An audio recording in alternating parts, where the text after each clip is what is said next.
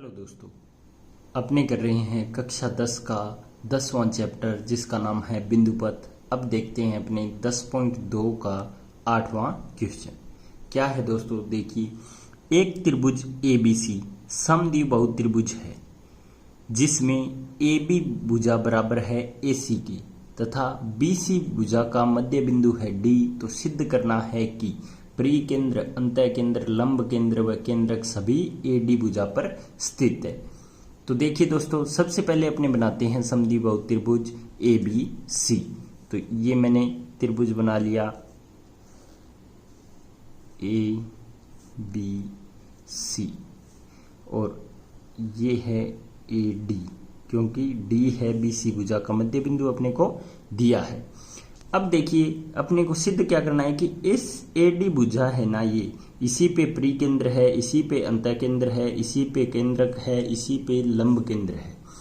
तो दोस्तों, मैंने पहले भी बता चुका हूं मैं कि परिकेंद्र क्या होता है, अंतःकेंद्र क्या होता है, लंब केंद्र क्या होता है, केंद्रक क्या होता है। एक बार और बता देता हूं। परिकेंद्र तो वो होता है कि ऐसा वर्त जो तीनों शीर्षों से होकर गुजरेगा, उसका केंद्र परिवर्त होता है, जो शीर्षों से समान दूरी पे होता है परिकेंद्र। अंतःकेंद्र होता है जो तीनों भुजाओं को स्पर्श करके जाएगा। ठीक है दोस्तों। लंब केंद्र होता है शीर्ष लंबों का कटान बिंदु और केंद्रक होता है माध्यिकाओं का कटान बिंदु। तो अब अपने देखते हैं, जैसे अपने क्वेश्चन करते हैं, सबसे पहले लिखते हैं दिया है। तो वो आप लिख लोगे, क्या दिया है कि समद्विबाहु त्रिभुज ABC दिया है, AB भुजा बराबर है AC, ये आप दिया हुआ में लिख दोगे। फिर लिखेंगे सिद्ध करना है, सिद्ध करना है, ये आप खुद लिखोगे। क्या सिद्ध करना है कि यही लिख देना कि AD भुजा पर परिकेंद्र, लंब केंद्र और केंद्रक स्थित है, ये अपने को सिद्ध करना है। अब जो मेन काम है वो करते हैं उपपत्ति या रचना में। रचना दोस्तों, ये वो पार्ट है जिसमें अपने को अपने ज्ञान से या अपने माइंड से इसको सॉल्यूशन करना होता है, जो अपने को सिद्ध करना है वो। अब देखिए कि त्रिभुज दिया है ABC, तो सबसे पहले अपने चर्चा करते हैं परिकेंद्र की कि परिकेंद्र AD पे है या नहीं। तो A पार्ट मान लिया, इसको यहां लिख देता हूं परिकेंद्र। ठीक है दोस्तों। अब देखिए, इसकी भुजा AB बराबर है किसके, AC के है, और ये मध्य बिंदु है यानी BD बराबर है CD के। तो मैं ऐसे नोट कर देता हूं। अब देखिए परिकेंद्र, तो यहां मैं त्रिभुज लेता हूं। सबसे पहले त्रिभुज ABD व त्रिभुज ACD में।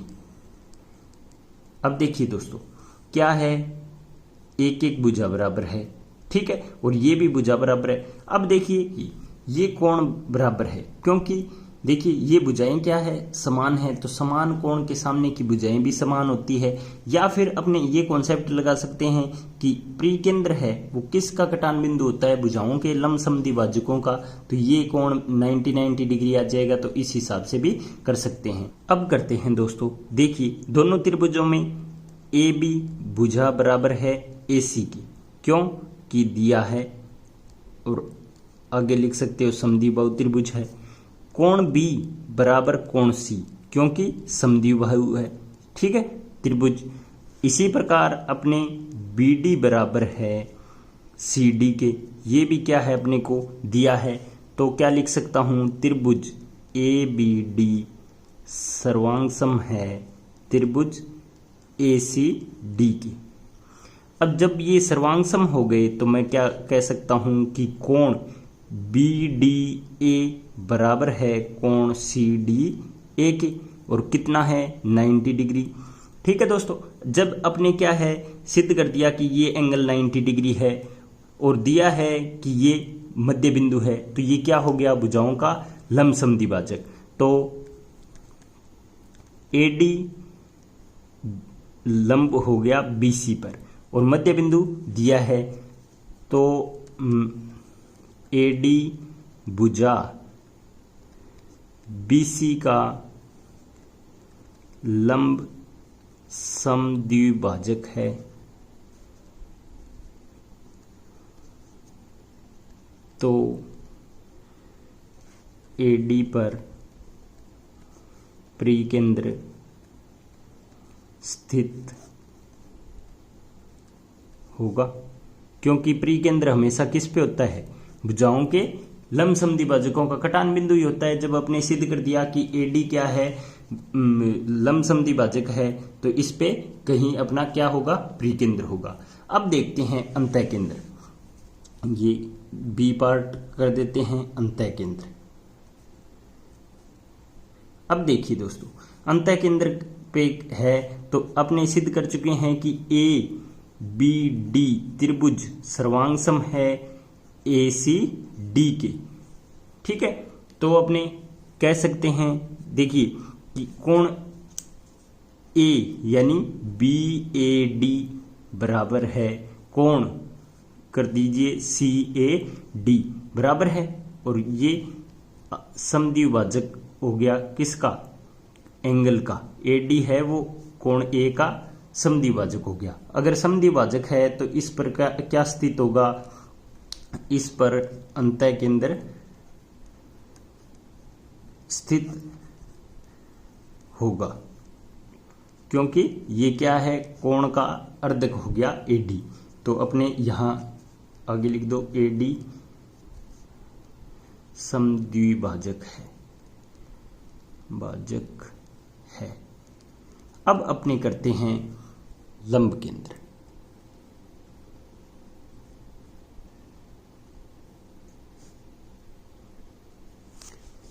अब देखिए दोस्तों, ये हो गया त्रिभुज ए बी सी और ये डी।